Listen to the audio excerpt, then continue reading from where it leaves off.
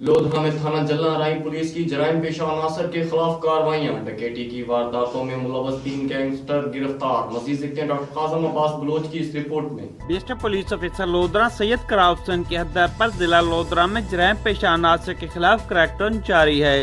تھانہ جلا رائی کے ایس ایچ او ظفر گرواں کے سربراہی میں چوکی تھانہ جلا رائی کے انچارج اسسٹنٹ سب انسپکٹر ظفر اقبال بوہر نے پولیس ٹیم کے ہمراہ جرائم پیشہ عناصر کے خلاف کارروائیاں کرتے ہوئے ڈکیتی کے مختلف وارداتوں میں ملوث 3 ڈکیتوں وسیم عرف گنو، شاکر اور عبد الرحمان کو گرفتار کر لیا۔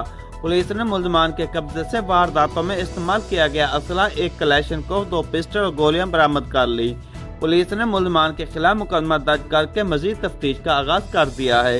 ڈسٹرکٹ پولیس آفیسر سید قرار حسین نے ڈکیتی کی مختلف وارداتوں میں ملوث 3 ڈکیتوں کو گرفتار کرنے پر تھانہ جلا رائی پولیس ٹیم کی کارکردگی کو سراہا ہے۔